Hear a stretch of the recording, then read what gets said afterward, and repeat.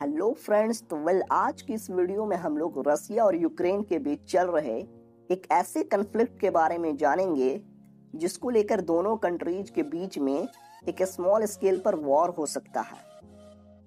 इस वीडियो में हम लोग ये भी जानेंगे कि रसिया ने क्यों यूक्रेन बॉर्डर के पास अपने 1 लाख सोल्जर्स को डिप्लॉय किए हुए हैं, रसिया यूक्रेन से क्या चाहता है और यूक्रेन का इस पूरे कन्फ्लिक्ट में क्या स्टैंड है। इसके अलावा रसिया यूक्रेन कन्फ्लिक्ट में अमेरिका, यूरोपियन यूनियन और नाटो का क्या रोल है, इन सारे चीज़ों को एक एक करके समझेंगे। तो चलिए वीडियो को शुरू करते हैं।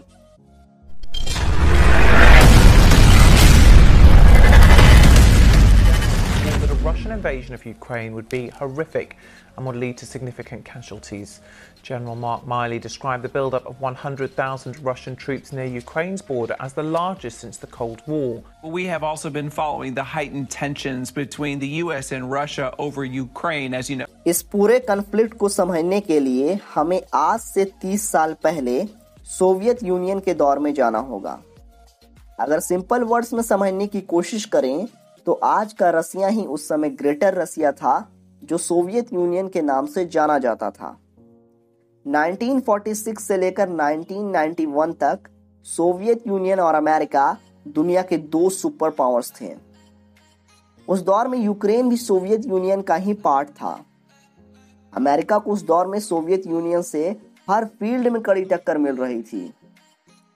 उस दौर में सोवियत यूनियन रसिया के पास दुनिया की सबसे पावरफुल मिलिट्री थी। कोल्ड वॉर के पीरियड में अमेरिका ने सोवियत यूनियन के मिलिट्री पावर को काउंटर करने के लिए वेस्ट यूरोपियन कंट्रीज के साथ मिलकर एक मिलिट्री ऑर्गेनाइजेशन बनाया था, जिसका नाम है नाटो, यानी North Atlantic Treaty Organization. Basically एक मिलिट्री ऑर्गेनाइजेशन है जिसमें बहुत से कंट्रीज के मिलिट्री शामिल हैं, जो सोवियत यूनियन के इन्फ्लुएंस को रोकने के लिए बनाया गया था।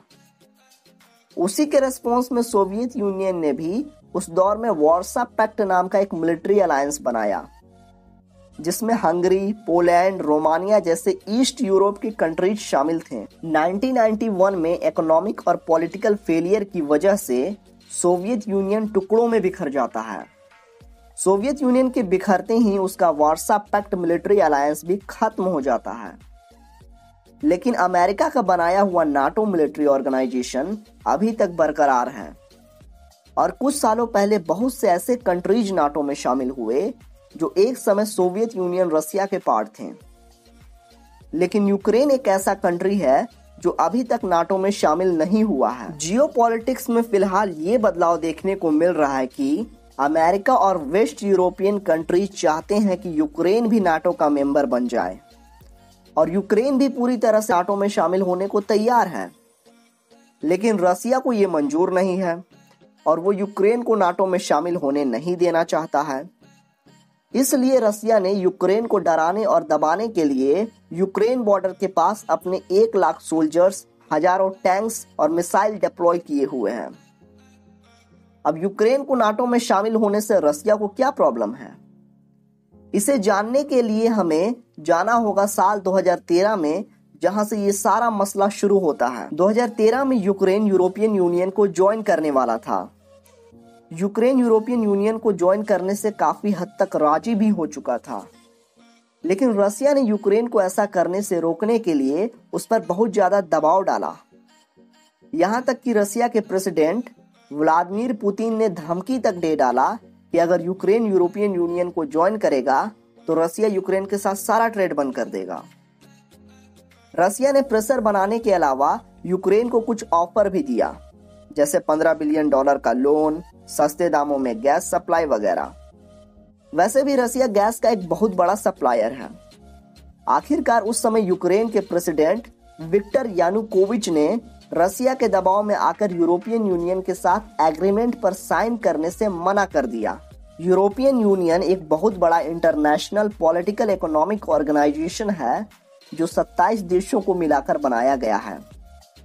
अब जाहिर सी बात थी कि अगर यूक्रेन इसके साथ एग्रीमेंट कर लेता तो इससे यूक्रेन और उसकी जनता को काफी फायदा होता, बट अनफॉर्चुनेटली ऐसा हो नहीं पाया। इसी के रिस्पॉन्स में यूक्रेनी जनता भड़क उठी। उन लोगों को लगने लगा कि रसिया उनके देश के इंटरनल मैटर में दखल दे रहा है। इसी के चलते नवंबर 2013 में यूक्रेन की सड़कों में एक बहुत बड़ा विरोध प्रदर्शन देखने को मिला। सरकार ने इस प्रदर्शन को रोकने के लिए पुलिस फोर्सेस का भी इस्तेमाल किया, जिसमें कई प्रोटेस्टर्स मारे गए। मैं आपको इसका एक वीडियो भी दिखाता हूं। 2014 में प्रदर्शन और बड़ा हो जाता है। उस प्रदर्शन में लाखों लोग शामिल हो जाते हैं। आखिरकार सरकार जनता के सामने घुटने टेक देती है और उस प्रेसिडेंट को बर्खास्त करके एक नया प्रेसिडेंट चुना जाता है। यूक्रेन के बने नए प्रेसिडेंट पेट्रो पोरोशेंको 2014 को यूरोपियन यूनियन के साथ एग्रीमेंट में साइन कर लेते हैं। अब बारी थी रसिया की। इतना कुछ करने के बाद भी रसिया अपना इन्फ्लुएंस यूक्रेन से खो देता है और इन सारे सिचुएशन को देखकर रसिया के प्रेसिडेंट व्लादिमीर पुतिन को बहुत गुस्सा आता है। आखिरकार इस बदले की आग में रसिया मार्च 2014 को यूक्रेन के क्रीमिया इलाके पर अटैक कर देता है। अब इस पर तो किसी को शक नहीं कि रसिया एक बहुत बड़ा मिलिट्री पावर है। रसिया ने क्रीमिया पर अटैक किया और उसके रिस्पॉन्स में यूक्रेन ज्यादा कुछ नहीं कर सका और ना ही अमेरिका यूक्रेन को बचा पाया और अभी तक क्रीमिया रसिया के ही कब्जे में है। फिलहाल अब ये देखने को मिल रहा है कि यूक्रेन यूरोपियन यूनियन से एग्रीमेंट करने के बाद अब नाटो का मेंबर भी बनने को तैयार है। इसी के रिस्पॉन्स में रसिया ने यूक्रेन बॉर्डर पर अपने 1 लाख सोल्जर्स डिप्लॉय किए हुए हैं। अमेरिका ने यूक्रेन को वार्निंग दिया है कि रसिया कभी भी यूक्रेन पर अटैक कर सकता है, पर Russian president Vladimir Putin Ukraine पर अटैक करने वाली बात को सिरे से खारिज करते हैं।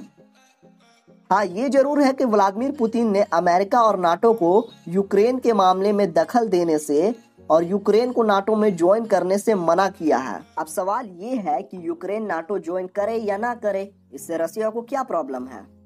यूक्रेन तो अब एक इंडिपेंडेंट कंट्री है। अब तो वो सोवियत यूनियन रसिया का पार्ट रहा नहीं।